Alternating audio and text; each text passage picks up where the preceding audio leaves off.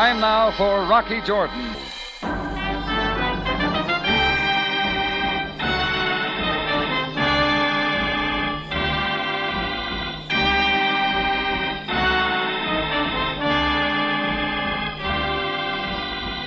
Not far from the Mosque Sultan Hassan in Cairo stands the Cafe Tambourine, run by Rocky Jordan. The Cafe Tambourine, crowded with forgotten men, alive with the babble of many languages. For this is Cairo, where modern adventure and intrigue unfold against the backdrop of antiquity. Rocky Jordan and this week's story, The Gum Queen.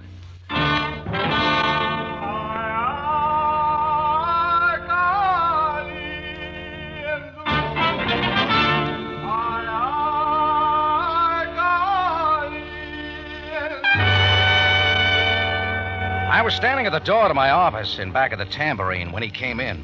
Dark skin, a white suit, and black sideburns. Right then, he looked like any other paying customer, only he didn't stop at the bar. He plotted the shortest course through the tables, making every step count. And when he reached me, he stopped, took off his hat, mopped his balding head with a fresh handkerchief, threw me a frozen smile, and held out his hand. You are Mr. Jordan? That's right. My name is Hakar, Gerard Hakar. What can I do for you, Mr. Hakar? I wish to learn if it is possible to rent your cafe for a party. It's possible, for a price. I'm in the office, Mr. Hakar. Thank you, Mr. Jordan. Thank you very much.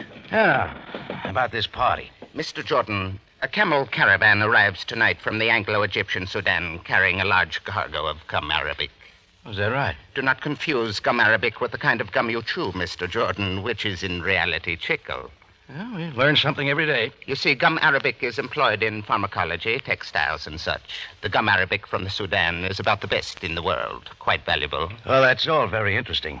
Now, what about renting the Tambourine? Yes, I am coming to that. The men of the caravan have been working in the interior for many months. Their journey has been arduous. Sheldon wishes them to have a party with much merriment. Sheldon? Who's Sheldon? The owner of the acacia tree plantation in the Sudan. Sheldon is with the caravan, but sent me ahead to make necessary arrangements. All right, supposing we get to details. You are willing to take the party, then? I'm willing to talk about it. Very well. We will motor into the desert tonight, meet the caravan, and discuss final details with Sheldon. Oh, hold it, Hakar. Why out in the desert? Those are Sheldon's instructions. Everything must be arranged and in readiness when the men finally arrive in Cairo. Well? Oh, I don't see why not. Anything for a change. Good. At 9 o'clock, then, Mr. Jordan. I am certain that you will find the journey most diverting.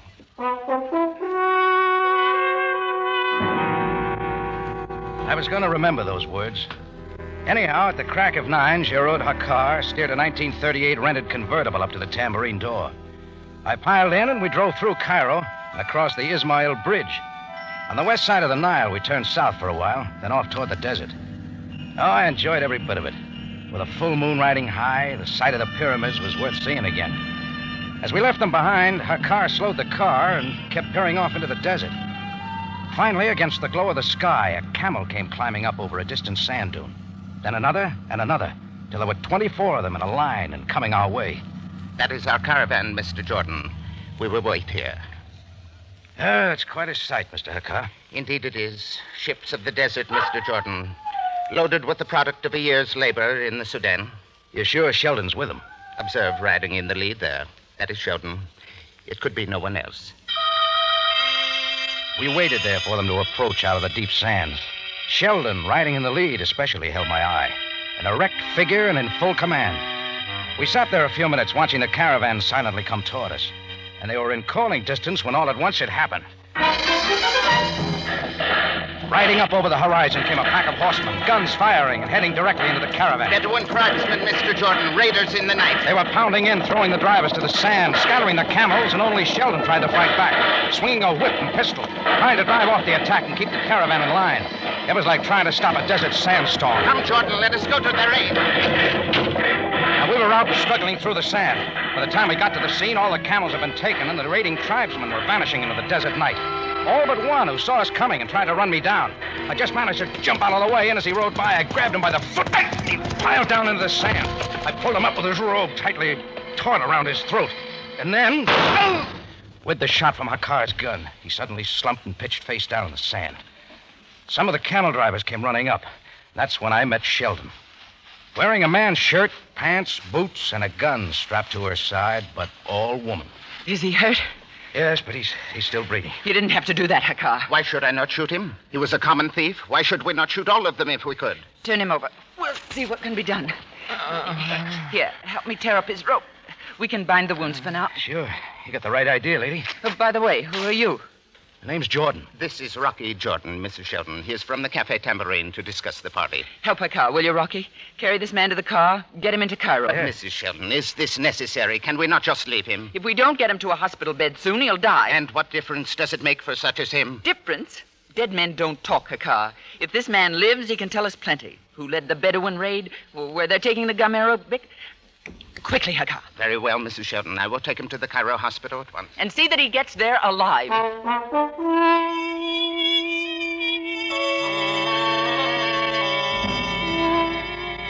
Sheldon stayed behind to organize the bewildered camel drivers, and I went with her car. We took the wounded raider into Cairo and finally got him into a hospital bed. Sheldon showed up a little later, but the raider was still unable to talk. She told her car to stay at the bedside and call us if anything happened, and she and I sat down together outside. For the first time, she began to look tired. Sometimes you wonder if it's worth it.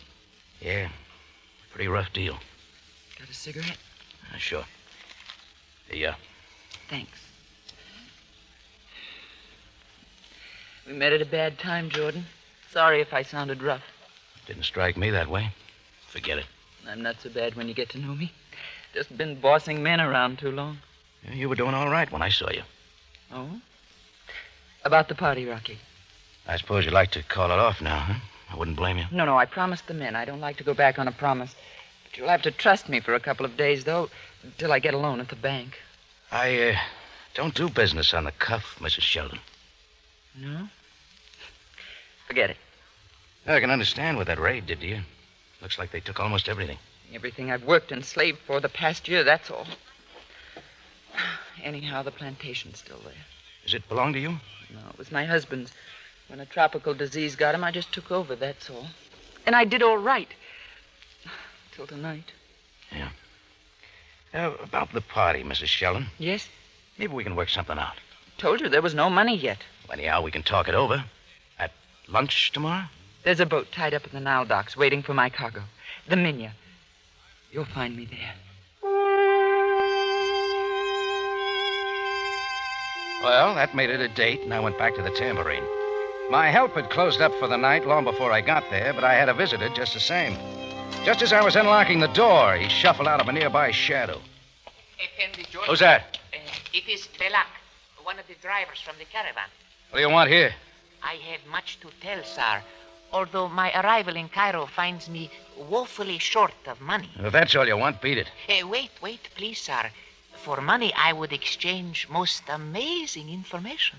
What makes you think I'll buy? It concerns the Mrs. Sheldon, and most reasonable, only 10 Egyptian pounds. Make it 5 and talk fast. There is trouble ahead for you, Effendi. You are in great danger. The information, Belak. The raider who you dragged from the horse in the desert. He who fell by Hakar's gun. Very strange, sir. Come on, get to the point. The man, he is not a Bedouin at all. Not even a native of the desert. And who is he? The man is a Greek named Trachus. Trachus? How do you know all this? That is information I do not sell. But I ask you, Jordan Bey, why would Trachus be with the Bedouins? You're telling it, Belak. Why would this notorious international thief bother with a mere cargo of gum Arabic, sir? There is something behind this, Effendi. There is more than meets the eye. All right, so we'll go see Trachus. No, not I, Jordan Bey. I warn you, keep away from him. Belak, come back here. There is trouble, sir, much trouble. He kept running, and I didn't try to follow. Belak had told me plenty for his money, enough to send me backtracking to the hospital with a lot of questions. I don't like walking into trouble, and right now is the time to clear it up. When I got to the hospital floor where they'd taken Trachus, neither Sheldon nor Hakar was there, but plenty of other people were. I shoved my way through the crowd to his room. Then I saw it was too late for any talk. Someone made sure he'd never talk. Trachus was dead, but not from the bullet wound.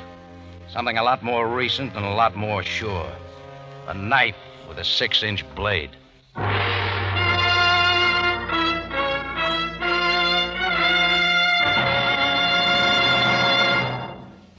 Presenting tonight's adventure with Rocky Jordan. And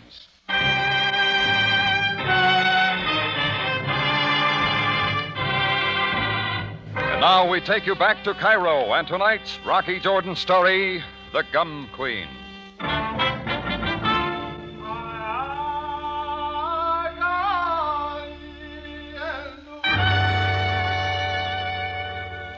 All in all, it turned out to be quite a night.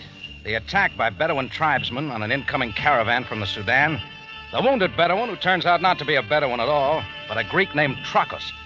Before I can get to him with some questions, somebody else gets there first with a knife. Well, that brought Captain Sam Sabai into the case real quick, and it wasn't long before I was sitting in his office at headquarters. He was taking a big folder out of the files. Yes, Jordan, it is regrettable that Trachos did not talk before he was killed. Oh, you got something on him, Sam? A most voluminous dossier. Now we shall see. Yes, indeed. As the driver said, Trachos was a man with an international record. Like what, Sam? 1945, espionage. 1947, connected with a vast narcotics ring. Just what do the stand for, Sam? 1948, suspicion of assassination. Well, a very big man in crime, Jordan. But not anymore. It is most peculiar. That somebody'd want to kill a guy like that? Rather that Trachos should become involved in something so small, such as raiding a caravan. Well, I don't know. The cargo of gum arabic was worth close to 12,000 pounds. Hardly worthwhile in view of his previous activities. So you think it's something bigger? Well, let's have the rest, Sam. The last we have is when he disappeared into Tanganyika, South Africa, at the beginning of this year. One moment. You're going to spend the night looking through those files? We omit no possibility. And then I take it you won't need me anymore. Go if you wish. Oh, Jordan. Yeah? About the Mrs. Sheldon, the leader of the caravan. Will you be seeing her again? It's possible. It's on your mind. I'm merely suggesting, Jordan, that you keep yourself free of murder. You've got no reason to suspect her. Not at the moment. But consider, she brings her caravan across the sands almost to the very gates of Cairo before it is conveniently attacked. That all that's bothering you? Hardly. But does it not seem strange? I'll take my chances. Very well, Jordan. But mark my word, you have not seen the last of the gum arabic.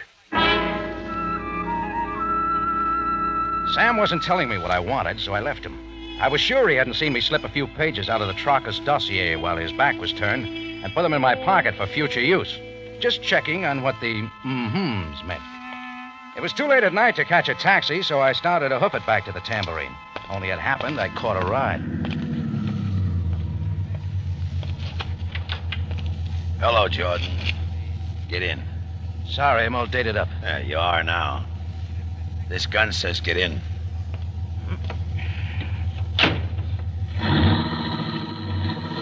You can bill me for the ride. It's on the expense account. You're working for me, Jordan. Doing what? Playing messenger boy. You're taking a proposition to the Gum Queen. Gum Queen? Sheldon, Jordan. Don't play dumb with me. What do I tell her? She can have all her gum arabic back. You got it? Tell her she's in luck, Jordan. Sheldon gets the whole cargo for half the value. Why half? You could dump it on the open market and do better. I'd rather play it safe and take the loss. You get it? Yeah. Give it to me in round figures. Half the price, I said. 6,000 pounds. And I'll remind Sheldon to look you up. I deal with you alone, Jordan. Have the money on you. I'll be around again. Oh, one more question. Yeah? Who killed Trachos? You're out of bounds, Jordan. Take the deal to Sheldon. And quick!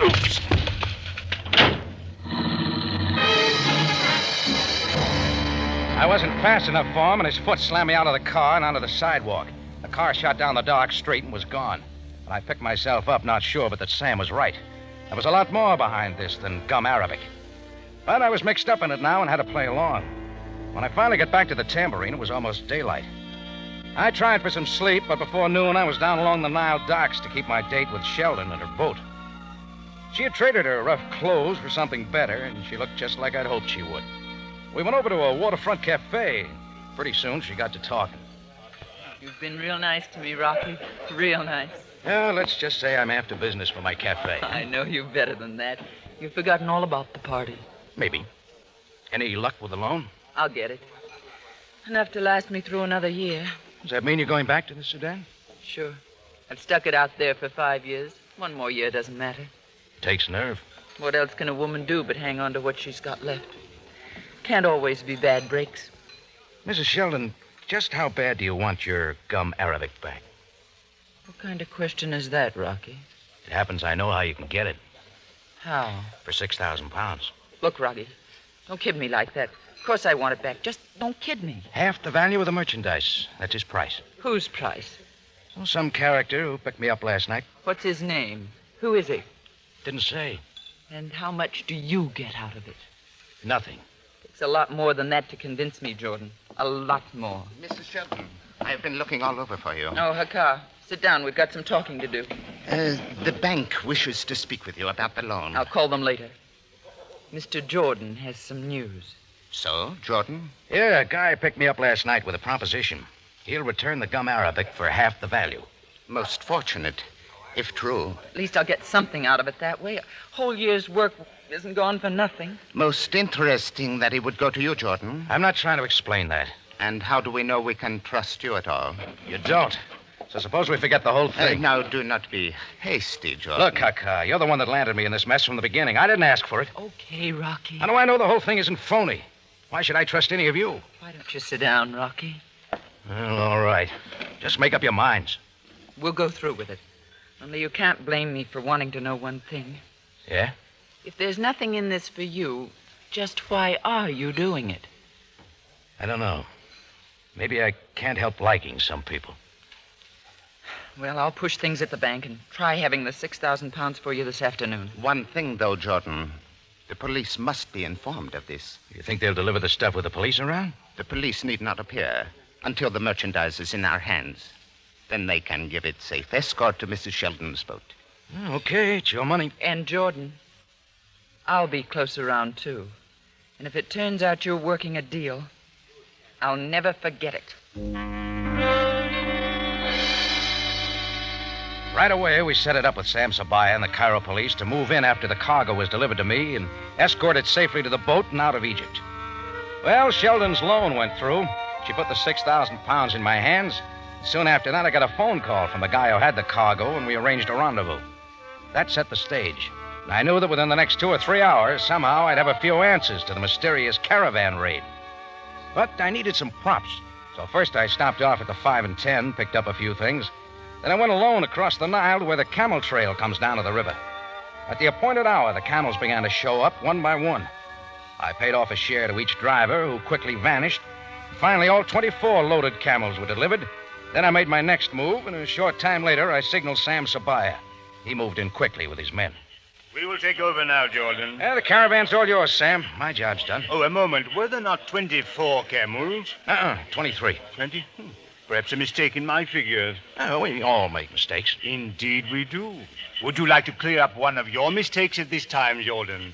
What do you mean? After you left my office this morning, 3 pages were missing from the Tracus dossier. Well, Jordan? You got me, Sam. Here they are. Thank you. I trust that you found them good reading. I didn't learn much. Jordan, I fear there are things that you will never learn. For example, when to leave well enough alone.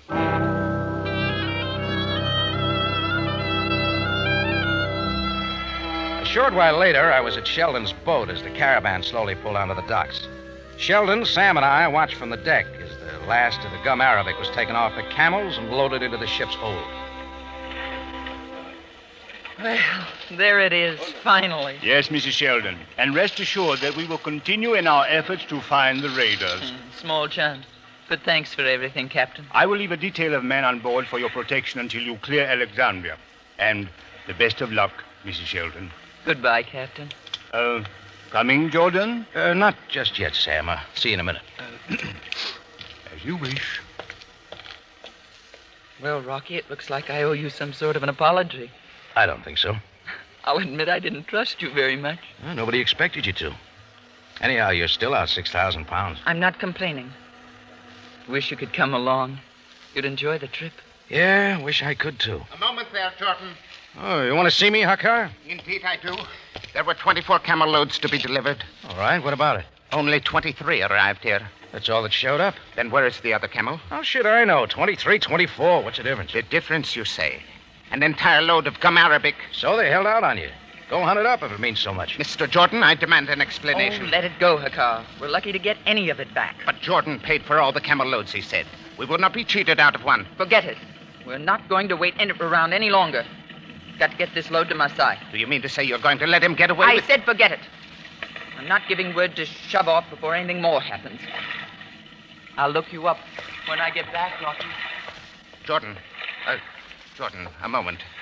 Before you go down the gangplank. What are you so excited about, Hakar? Excited? You're quite mistaken. I don't think so. I am certain that you know where the other camel load is, Mr. Jordan. Yeah? What's there about the load that bothers you so much? Why, the gum arabic, of course. You know, I don't think gum arabic interests you at all. What do you mean? I think it's something else. These, maybe. Let me see. Sure, have a look. Diamonds. Don't touch. Where did you get them, Jordan? From inside the gum arabic on the 24th camel. You will give them to me. Why, Hakar? Are they yours? Did you hide them there?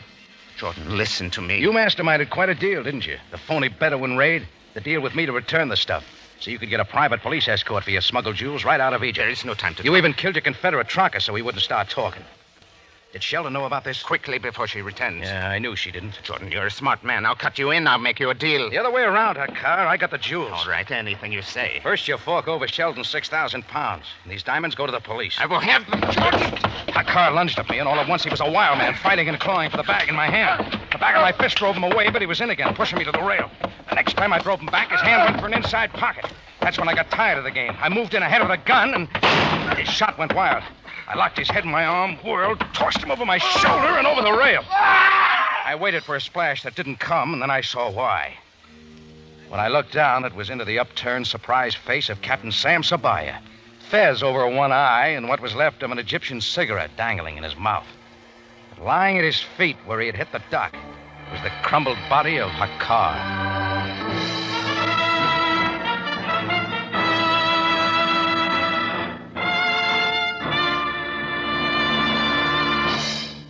More from Rocky Jordan in just a moment. Back now to Rocky Jordan.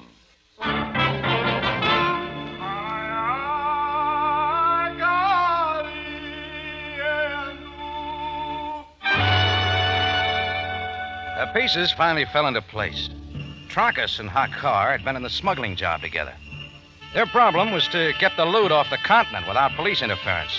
So they engineered the phony Bedouin raid. And when the caravan was in their hands, they hid the diamonds inside one of the loads of gum arabic. Then they returned it with the promise of a police escort all the way out of Egypt. That was real clever, and it might have worked. Except that I got onto it when I read the papers from the Tracus dossier. Found out what Sam's mm-hms meant. The Tracus was best known as a jewel smuggler. And the fact that Tracus was last seen in Tanganyika meant just one thing: diamonds. Well, after Sam had put Hakar away, he joined me at my tambourine for coffee. Jordan, I still fail to understand what you see in Mrs. Sheldon. It's all a matter of taste, Sam. For instance, you make sweet syrup out of your coffee, but not me. Will you pass me the sugar, please? Sure. There you are. Thank you. You realize, Jordan, that I had instructed my men to thoroughly search the gum arabic on Sheldon's boat before it cleared Alexandria. I didn't know, sir. As I expected, the diamonds were all found there. They fortunately were not on the 24th camel. Oh, I took that chance. I knew that holding out one camel would make the real smuggler show his hand. I'm sure glad it was Hakar instead of Sheldon. One more thing, Jordan. About the diamonds. You mean the ones I had? Yes. I would like to see them. Oh, sure. There you are. Look them over. Diamonds, Jordan? These are nothing but rhinestones. Practically worthless. That's right. I picked them up at the 5 and 10.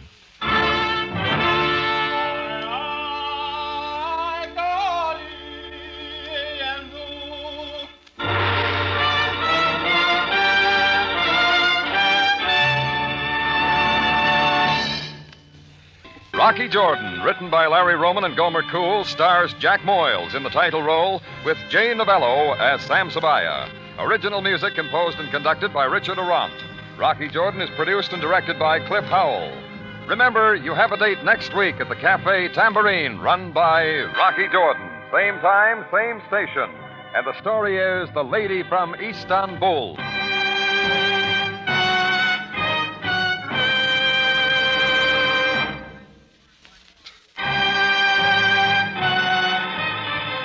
Larry Thor speaking. Rocky Jordan is presented over CBS, the Columbia Broadcasting System.